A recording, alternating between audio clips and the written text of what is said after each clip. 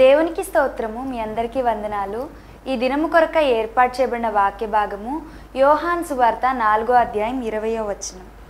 మా పితరులు ఈ పర్వతమందు ఆరాధించిరి గాని ఆరాధింపవలసిన స్థలము యెరూషలేములో ఉన్నదని మీరు చెప్పుదురని ఆయనతో అనగా యేసు ఆమెతో ఇట్లా నేను ఆమె.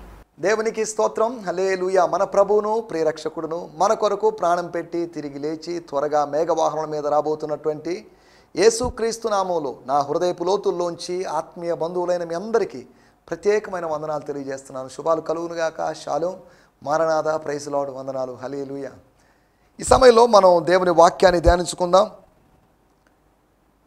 ఈ కార్యక్రమం మీరు చూస్తున్న సమయానికి నేను ప్రభు కృపను బట్టి హైదరాబాద్లో ఉన్నాను. ఈ దినము రేపు ఎల్లుండి వరుసగా 3 రోజులు నేను హైదరాబాద్లో ఉంటాను. హైదరాబాద్లో జరిగేటువంటి పరిచర్య కొరకు మీరు ప్రత్యేకంగా ప్రార్థించాల్సిందిగా కోరుతున్నాం. 28వ తేదీ థర్స్డే అక్కడ ఉద్యోగ కూడికను ఏర్పాటు చేస్తున్నాం. ఉద్యోగ కూడిక కొరకు మీరు ప్రత్యేకంగా ప్రార్థన చేయండి. YMCA ఎగ్జిబిషన్ హాల్లో అక్కడ ఉద్యోగ కూడికను ఏర్పాటు చేస్తున్నాం. కొంతమంది గ్యాదర్ అయ్యి వస్తున్నారు. నాతో పాటు విజయవాడకు సంబంధించినటువంటి గిడియోన్ ఫెలోషిప్ ఇంటర్నేషనల్ GFI సంబంధించినటువంటి దేవజనులు పాస్టర్ శేఖర్ బాబు గారు వారు కూడా నాతో కలిసి వాక్య పరిచయం చేయబోతున్నారు. ఇక్కడ నుంచి నెల్లూరు నుంచి హైదరాబాద్కి వెళ్ళి దేవుని వాక్యపు బీజాలని తీసుకొని దేవుని వాక్యపు విత్తనాలు తీసుకొని వేరు ప్రదేశాలు మేము చల్లుతున్నాం. కొన్నిసార్లు విత్తనాలు ముళ్ళ పొదల్లో పడవచ్చు, కొన్నిసార్లు రాతి నేలలో హాట్ సాయిల్ మీద పడవచ్చు, త్రోవ పక్కన పడవచ్చు. ఏదేమైనా మంచి నేలలో పడేటువంటి కొన్ని విత్తనాలు, some seeds were destined to fall on a good soil.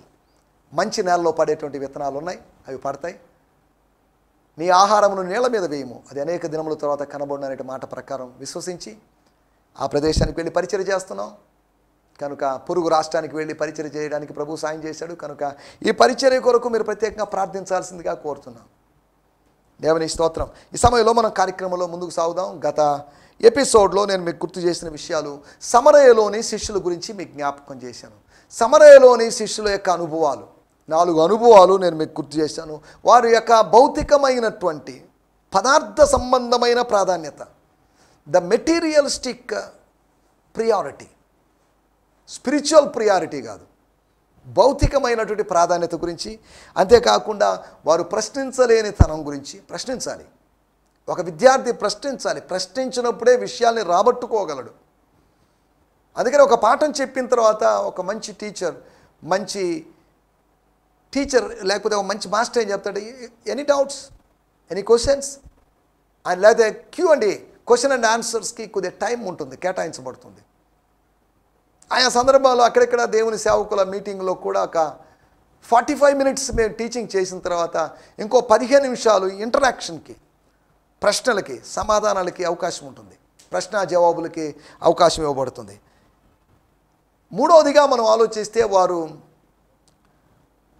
ప్రభు చేత పంపబడ్డవారు అని.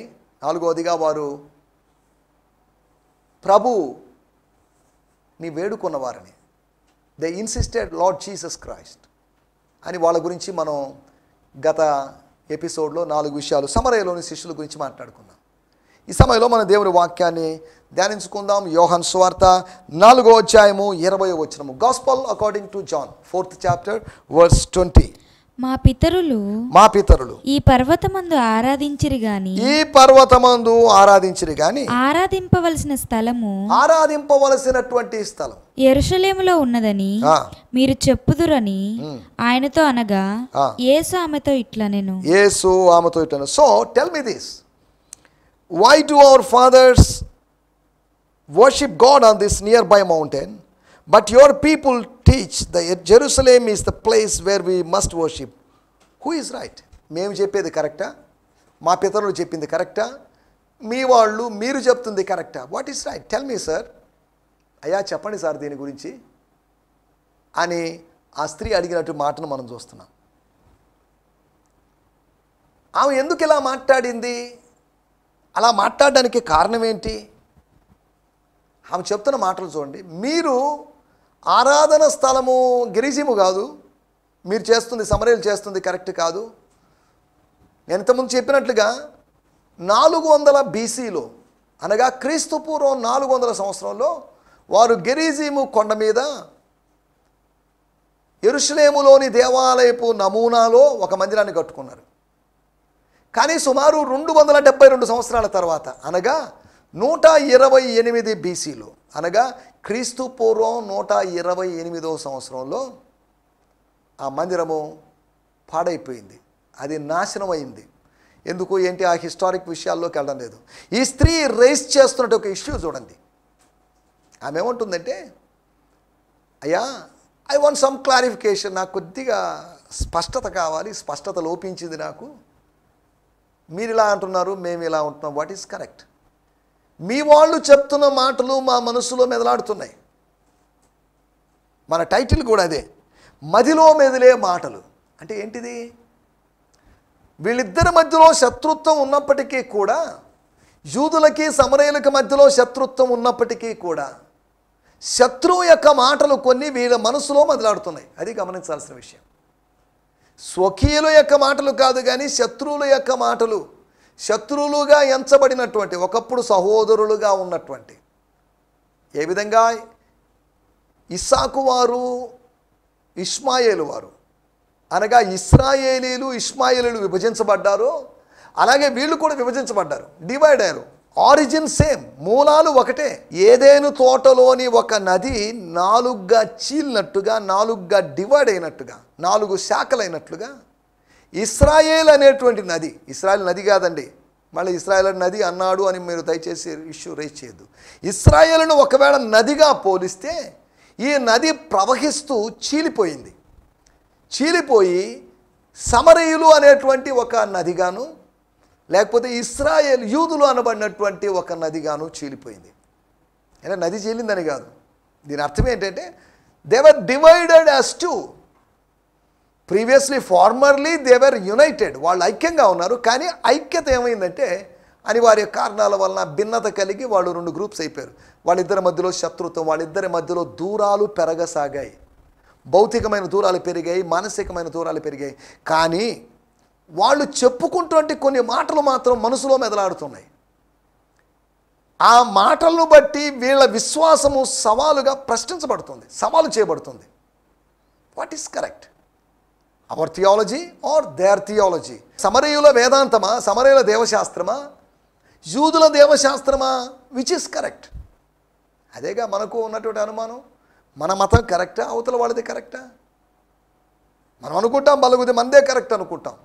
ఒకని ఎదుట సరైనదిగా కనబడు మార్గము కలదు, మా బోధే కరెక్ట్, మేమే కరెక్ట్ అనుకుంటుంటారు. కానీ ఎవరు కరెక్ట్ అనేది వాక్యపు వెలుగులో మనం చూసుకోవాలి.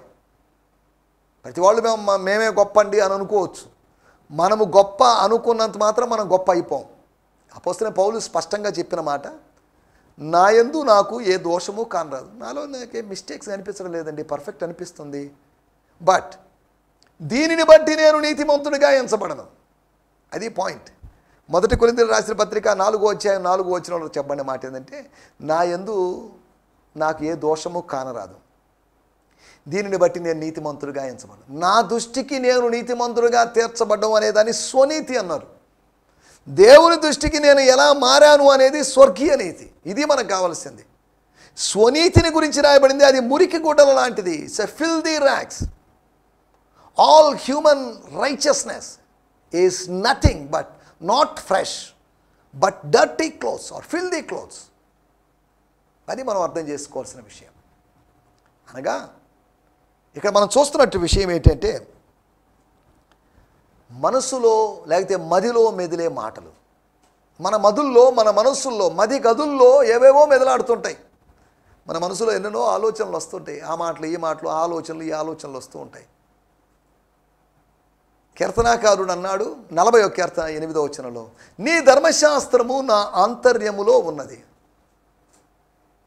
Your law is inside of me, నా లోపల ఉన్నది. నా హృదయపు పలకల మీద దేవుని ధర్మశాస్త్రం రాయబడినట్టుంది. రోమీలకు రాసిన పత్రిక 2వ అధ్యాయంలో ధర్మశాస్త్ర సారము వారి హృదయముల మీద వ్రాయబడినట్లున్నది. 119వ కీర్తనలో 11వ వచనంలో మనం గమనించినట్టయితే కీర్తనాకారుడు చెప్పినట్టు ఒక మాట మనం గుర్తు చేసుకుందాం. అక్కడ ఆయన చెప్పిన మాట, నేను నా హృదయములో వాక్యమును ఉంచుకొని ఉన్నాను. ధర్మశాస్త్రాన్ని ఉంచుకున్నాను అని చెప్పిన వాడు లోపల ఇన్సైడ్గా వాక్యాన్ని ఉంచుకొని ఉన్నాడట, దేవుని వాక్యాన్ని. I consider your word to be my greatest treasure.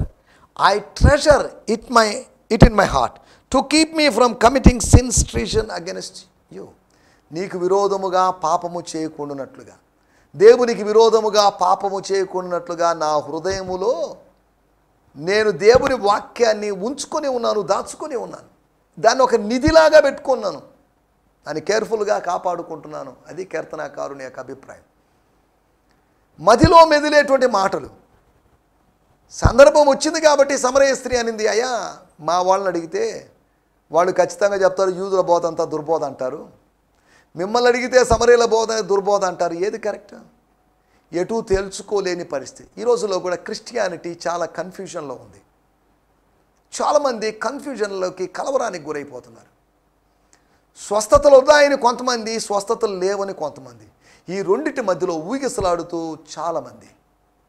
లేవండి లేవండి అనేది కరెక్ట్, ఉన్నాయండి అన్నది కరెక్ట్ అని. ఈ రెండిటి మధ్యలో ఇవి ఉన్నాయా లేదా అనే దాని గురించి వాక్యపు వెలుగులో మనం పరిశీలించాలి. ఎవరు బోధించినా, ఎంత పెద్ద ప్రసంగికుడు బోధించినా కానీ వాక్యాన్ని ఆధారంగా చేసుకొని దాన్ని పరిశీలించాలి. అపోస్తల కార్యములు 17వ అధ్యాయంలో ఉన్నట్టుగా బెరయ అనేటువంటి ఆ పట్టణములో, ఆ స్థలములోని ప్రజలు చేసినట్లుగా ప్రతి దినము పరిశోధించాలి. లేదు అంటే దుర్బోధల్లోకి వెళ్తాం. ఈ రోజుల్లో రకరకాల ప్రజలు, రకరకాల బోధలు. వేరువేరు నగరాల్లోంచి మన నగరానికి, ఇక్కడి నుంచి వేరువేరు నగరాలకు వెళ్ళి ప్రజలు ఏవేవో పిచ్చి పిచ్చి బోధలు చేస్తున్నారు. తమకు కలిగిన ప్రత్యక్షతలు అని చెప్పి, దేవుడు బయలుపరిచినవి, దేవుడు అప్పగించినవి అని చెప్పేసి తమ ఓన్ కామెంటరీస్ చేసుకుంటూ, తమ ఓన్ ఇంటర్ప్రిటేషన్స్ చేసుకుంటూ వెళ్ళడాన్ని మనం గమనించగలం. కాబట్టి జాగ్రత్త. అందరు బోధకుల్ని ఎంటర్టైన్ చేయొద్దు, దుర్బోధలు వస్తాయి. కాబట్టి జాగ్రత్త అని దేవుని సేవకునిగా మీకు గుర్తు చేస్తున్నాను. కాబట్టి మనం ఈ సమయంలో ముందుకెళ్దాం. మదిలో మెదిలేటువంటి మాటలు. నీ మదిలో ఏం మెదలాడుతున్నాయి? ఉదయకాలమున నీ మదిలో, ఉదయకాలం మీరు లేచారు, కొద్దిసేపు ప్రార్థన చేసుకున్నారు, దేవునితో మాట్లాడారు, బాగానే ఉంది. ఇప్పుడు దేవుడు మాట్లాడారు కదా. వన్ వే ట్రాఫిక్గా ఉండకూడదు కదా మీ సహవాసం. మీరు మాట్లాడారు, దట్స్ రైట్, ఇది అవసరమైంది. కానీ ఆయన మాట్లాడాల్సిన అవసరత లేదా? ఆయన మాట్లాడాల్సిన అవసరం ఉంది. ఒక చిన్న పిల్లవాడు మాట్లాడితే సరిపోయిందా? పెద్దవాడు మాట్లాడాల్సిన అవసరం లేదా? పక్వత లేనివాడు మాట్లాడితే సరిపోయిందా? పక్వత కలిగినట్టు ఒక జ్ఞాని మాట్లాడాల్సిన అవసరం లేదా? పామరుడు మాట్లాడితే సరిపోయిందా?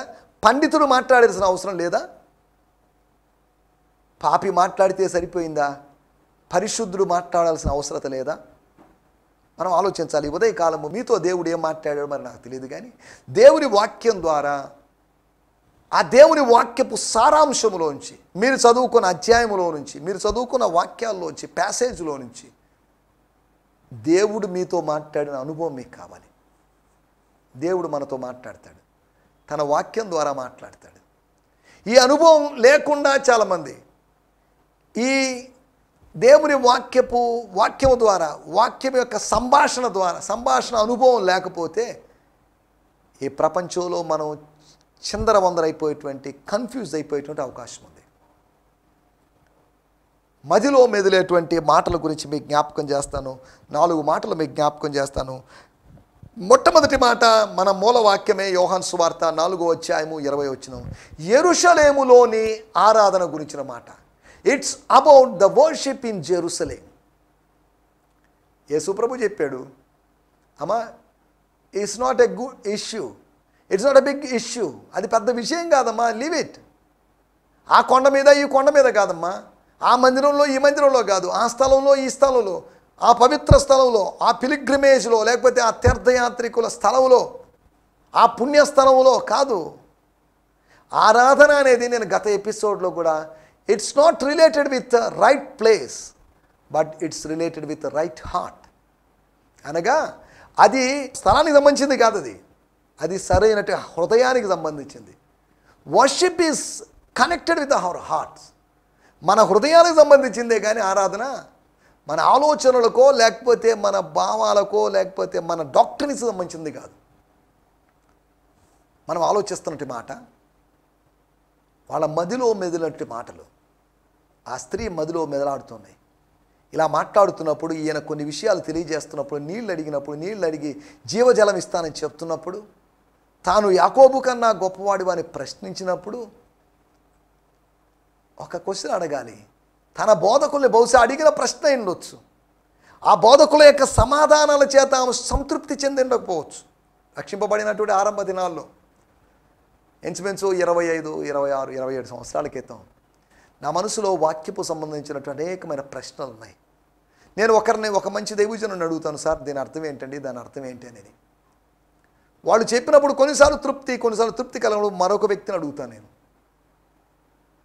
పాత రోజుల్లో, రక్షణ పొందిన రోజుల్లో, ఆ రోజుల్లో ఉత్తరాలు ఉన్నాయి, కార్డ్స్ ఉన్నాయి. కార్డులు రాసేవాడిని, విసువాణి వాళ్ళకి ఉత్తరాలు రాసేవాడిని నేను. సార్ దాని అర్థం ఏంటండి, దీని అర్థం ఏంటండి, ఆ ప్రశ్న ఏంటండి.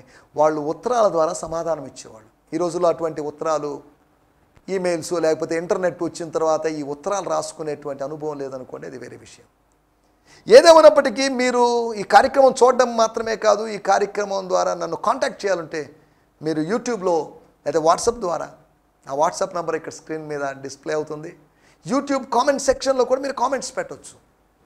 మీ యొక్క సలహాలు, అభిప్రాయాలు, సందేహాలు, మీ ప్రార్థనా మనవులు మీరు తెలియజేయచ్చు. సరే, ఏదేమైనప్పటికీ మొట్టమొదటి విషయం, యెరూషలేములోని ఆరాధన గురించినటువంటి మాట ఆమె మనసులో మెదలాడింది. నీ మనసులో ఆరాధన గురించిన మాట మెదలాడుతుందా? ఆరాధించాలనే ఆలోచన కలిగిందా? ఈ రోజుల్లో పాటలు అయిపోయిన తర్వాత ఆరాధన జరుగుతుంది, ఆరాధన అయిన తర్వాత వాక్య పరిచర్య జరుగుతుంది. ఈరోజు చాలామంది సంగీత ప్రియులు అనబడిన వాళ్ళు ఆరాధన వరకు ఉంటారు, తర్వాత వెళ్ళిపోతున్నారు. ఈ ఆరాధనకు కలుసుకోలేని వాళ్ళు పోనీలే వాక్య పరిచర్యకైనా కలుసుకుంటామని వాక్యానికి కలుసుకొని వెళ్ళిపోతున్న వాళ్ళు ఉన్నారు. ఆరంభము నుంచి అంతం వరకు దేవుని మందిరంలో నువ్వు ఉండాలి.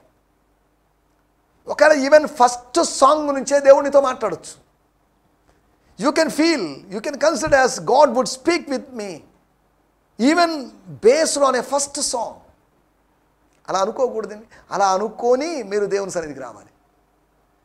లాస్ట్ మూమెంట్లో వద్దాంలే, ఆశీర్వాద టైంలో వద్దాంలే అనొద్దు. మీ స్థానిక మందిరానికి దయచేసి సమయానికి వెళ్ళండి. సమయానికేనే కాదు, సమయానికి ముందుగానే, ఒక అరగంట ముందుగానే వెళ్ళండి. మీ అవసరత అక్కడ ఉందేమో, చాపలు వేయాల్సిన అవసరం ఉందేమో, కుర్చీలు తుడిచి కుర్చీ వేయాల్సిన అవసరం ఉందేమో. మీ అవసరత ఉంది మీ స్థానిక సంఘానికి. Your local church needs you. మీరు, మీ కుటుంబ సభ్యులు, మీ బిడ్డలు వెళ్ళి అక్కడ పరిచర్య చేయండి. తప్పే ఉంది? దేవుని మందిరంలో పరిచర్య చేయడం ఆశీర్వాదమే. నేను మా చిన్నప్పుడు రక్షింపబడినట్టు ఆరంభ దినాల్లో, రక్షింపబడడానికి ముందు కూడా నెల్లూరు జిల్లా సోమశిల ప్రాజెక్ట్ ప్రాంతంలో ఉన్నటువంటి మా పెద్ద మందిరం, నేను, మా పాస్టర్ గారు రెవరెండ్ యేసుదాస్ గారి, ఆయన ప్రభువునందు నిద్రించారు దేవజనులు, వారి కుమారుడు కన్నా, మేమిద్దరం కలిసి శుభ్రం చేసేవాళ్ళం, సంతోషంగా చేసేవాళ్ళం. తర్వాత నాకు ఇప్పుడు అర్థమవుతున్న విషయం, పాత రోజుల్లో మందిరంలో పరిచర్య చేశాం కనుక ఇప్పుడు ఇలా ఆశీర్వదించబడ్డామని. దేవుడు తన పరిచర్య చేసిన వాళ్ళని ఎవరిని వదిలిపెట్టడు, వాళ్ళందరికీ దీవెనలు ఇస్తాడు. కాబట్టి మీ స్థానిక మందిరంలో దయచేసి పరిచర్యలో సహకరించండి. చాపలు వేసుకోవడం, ఓడవడం, శుభ్రం చేసుకోవడం, మైకులు సెట్ చేసుకోవడం అన్నీ పాస్టర్ గారి పని కాదు. మీ ఇన్వాల్వ్మెంట్ ఏంటి? జస్ట్ ఏదో వీక్షకుల్లాగా, ప్రేక్షకుల్లాగా వచ్చి కూర్చొని పోవడం కాదు. క్రీస్తు శరీరములో మీరు ఒక అవయవంగా ఉన్నారు. You are a member, you are a part in the body of Christ. క్రీస్తు శరీరంలో అవయవాలుగా ఉన్నారు కాబట్టి మీ రెస్పాన్సిబిలిటీ మీరు చేయాలి. సరే, ఏదేమైనప్పటికీ రెండో విషయాన్ని నేను మీకు జ్ఞాపకం చేస్తాను. యోహాను సువార్త 2వ అధ్యాయము 22వ వచనం. ఆయన మృతులలో నుండి లేచిన తరువాత, ఆయన ఈ మాట చెప్పినని ఆయన శిష్యులు జ్ఞాపకం చేసుకుని లేఖనమును యేసు చెప్పిన మాటను నమ్మిరి. ఇంచుమించు 3 సంవత్సరాల క్రితం యేసు చెప్పిన మాట సడన్గా వాళ్ళకి గుర్తొచ్చింది. ఇంచుమించు 2 సంవత్సరాల క్రితం ఆ పానదాయకుల అధిపతిని రిక్వెస్ట్ చేసుకున్నాడు జోసెఫ్. సార్, అన్నా మీరు ఎట్టాకు బయటికి వెళ్తున్నారు, నేనేం తప్పు చేయకుండా జైల్లోకి వచ్చాను, నన్ను జ్ఞాపకం చేసుకోండి, రాజుగారితో మాట్లాడి కొద్ది రికమెండ్ చేసి నన్ను బయటికి తీసుకుని రావచ్చు కదా అని అన్న మాటలు 2 సంవత్సరాల తర్వాత పానదాయకుల అధిపతికి గుర్తొచ్చాయి. మనం వాళ్ళని రిక్వెస్ట్ చేసుకుంటాం, మమ్మల్ని మర్చిపోవద్దండి, ఇంకా లేదా వ్యంగ్యంగానో హాస్యాస్పదంగానో మన వాళ్ళు మీ రాజ్యంలో మమ్మల్ని జ్ఞాపకం చేసుకోండి అని అంటుంటారు. నన్ను కొంతమంది దైవజనులు మీ రాజ్యంలో మమ్మల్ని జ్ఞాపకం చేసుకోండి బ్రదర్, నాకెక్కడుందండి రాజ్యం, ఉంటే మిమ్మల్ని ఖచ్చితంగా జ్ఞాపకం. నాకు రాజ్యం లేదు, నేను వేరే రాజ్యంలో, తండ్రి రాజ్యంలో పనిచేస్తున్నాండి. మనకంటూ సొంత రాజ్యాలు లేవు. దేవుని రాజ్యంలో మనందరం సభ్యులుగా ఉన్నామంతవరకు. అంటే వాళ్ళు చెప్పే మాట, మీరు ఒక స్థాయికి వెళ్ళినప్పుడు మమ్మల్ని గుర్తు చేసుకోండి. దానియేలు హెచ్చించబడినప్పుడు షడ్రకు మెషకు అబెద్నెగోల సంగతి మర్చిపోకుండా ఒకప్పుడు తనకు ప్రార్థనా సహాయం అందించిన నా స్నేహితులని వాళ్ళని రికమెండ్ చేశారు. రాజా, ఇఫ్ యూ డోంట్ మైండ్, ఒక రిక్వెస్ట్ అండి, నా స్నేహితులు 3 ఉన్నారు, వాళ్ళకు కూడా ఏమైనా పోస్టులు కొద్దిగా ప్రమోషన్లు ఇస్తే బాగుండ రికమెండ్ చేసి దేవుడు ఆ మాటల ద్వారా, లేకపోతే రాజుగారికి వారి మీద దయ కలగడం వల్ల వారిని హెచ్చించాడనే సంగతి దానియేలు గ్రంథంలో చూస్తున్నాం. నేను ఎందుకు చెప్తున్నాను ఇప్పుడు, ఆ శిష్యులు జ్ఞాపకం చేసుకున్నారు 3 సంవత్సరాల క్రితం. అప్పుడు అర్థం కాని మాట వీళ్ళకి ఇప్పుడు అర్థమైంది.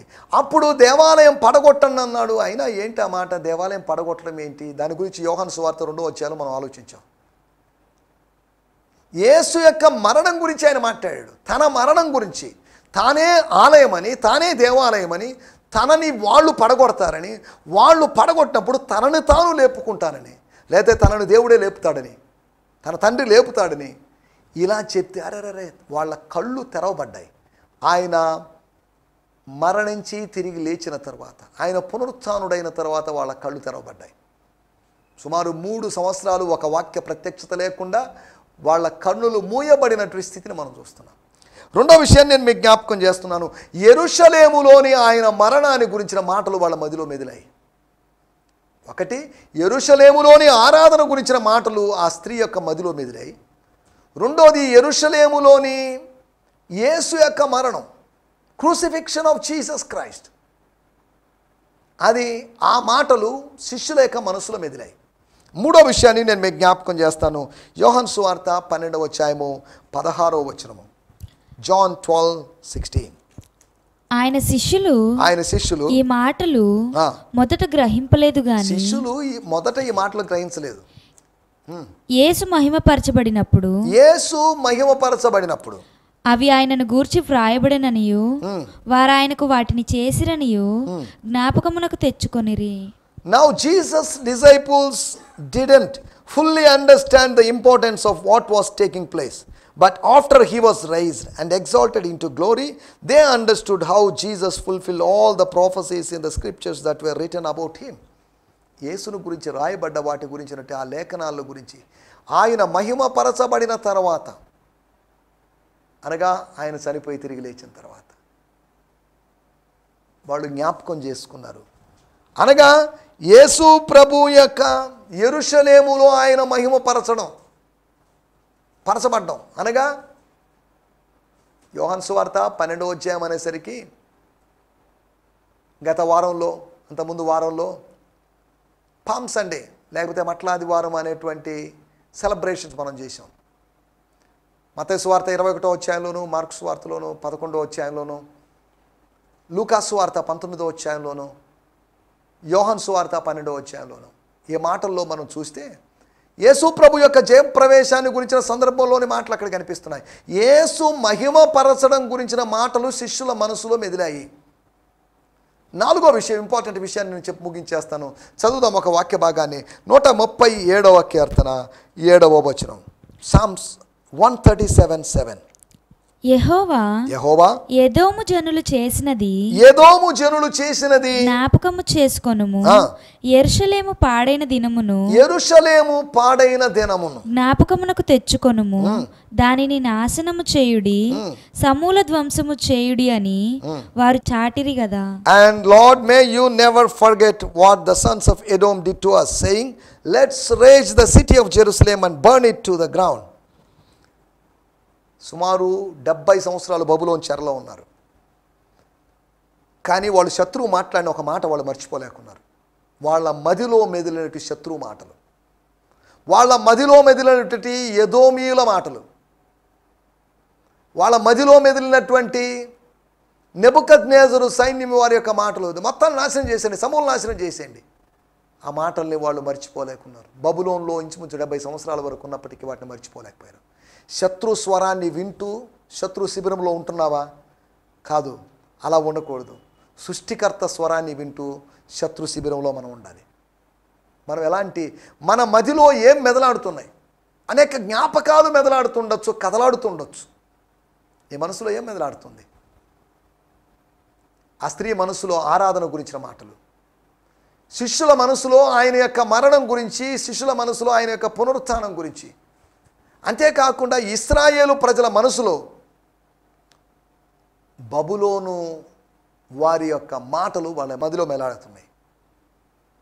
ఇంకా వారు 37వ కీర్తన 1వ వచనంలో 137:1 అంటారు, మేము బబులోను నదుల దగ్గర కూర్చున్నప్పుడు సియోను మాకు గుర్తొచ్చింది. Then we were at the Babylonian rivers. మాకు సియోను జ్ఞాపకం వచ్చింది. సియోను జ్ఞాపకం వచ్చినప్పుడు మేము సెంటిమెంటల్గా, ఎమోషనల్గా ఫీల్ అయిపోయాం. మేము ఏడవకుండా ఉండలేకపోయాం, ఏడ్చేసాం, కన్నీరు గాడ్చేసాం. అది వాళ్ళ యొక్క సాక్ష్యము, వాళ్ళ యొక్క పాట. నీ మదిలో ఏం మెదలాడుతున్నాయి? వాక్యం మెదలాడుతుందా? వ్యక్తుల మాటలు మెదలాడుతున్నాయా? నీ మనసులో ఏం మెదలాడుతున్నాయి? నీ మనసులో ఏం ప్రతిధ్వనిస్తున్నాయి? దేవుని మాటలా? దురాత్మకు సంబంధమైన మనుషుల యొక్క మాటలా? దయచేసి తలలోంచండి, కళ్ళు మూసుకోండి, చిన్న ప్రార్థన చేసుకుందాం. పరిశుద్ధమైన మా దేవా, మీకు వందనాలు చెల్లిస్తున్నాం. మా మదిలో మీ మాటలు మెదలాలని సమరయ స్త్రీ మనసులోను, శిష్యుల మనసుల్లోనూ, ఇశ్రాయేలు మనసులోనూ మెదలన కొన్ని మాటలు మేము ధ్యానించడానికి మీరు మాకు సాయం చేసినందుకు మీకు వందనాలు చెల్లిస్తున్నాం. ఈ 4 ఉదాహరణలు బట్టి మేము అర్థం చేసుకున్న విషయం, మా మదిలో మీ వాక్యం, మీ స్వరము మాత్రమే ప్రతిధ్వనించాలని, శత్రువు యొక్క స్వరం ఏమాత్రం ప్రతిధ్వనించకూడదని. నా గొర్రెలు నా స్వరం వింటాయని మీరు చెప్పారు కనుక మీ స్వరాన్నే వింటూ స్వర్గ గమ్యస్థానాన్ని చేరుకోగలటూ సహాయం చేయమని ఈ మాటలు విన్న ప్రతి వ్యక్తి కొరకే మీకు వందనం చెల్లిస్తూ యేసు క్రీస్తు నామములోనే ప్రార్థించడుగుతున్నాం పరమ తండ్రి. ఆమేన్, ఆమేన్. దేవుని స్తోత్రం. మీ అందరికీ వందనాలు. ప్రభు మిమ్మల్ని దీవించునుగాక. ప్రభు చిత్తమైతే రేపు ఉదయకాలము ఇదే సమయంలో, అనగా 8 నుంచి 8:30 వరకు శాంతి టీవీలోని ఇదే ఛానల్లో కలుసుకుందాం. May God bless you. దేవుని స్తోత్రం. ఈ సందేశము మీకు ఆశీర్వాదకరంగా ఉందని నమ్ముచున్నాము.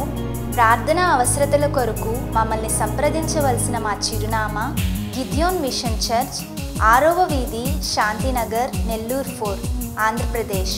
పిన్ 524004. మా ఫోన్ నంబర్లు 7036443613 మరి ఒక నంబర్ 9392293010. మా ఈమెయిల్ ఐడి gfihmi2015@gmail.com. దేవుడు మిమ్మును ఆశీర్వదించునుగాక. ఆమేన్.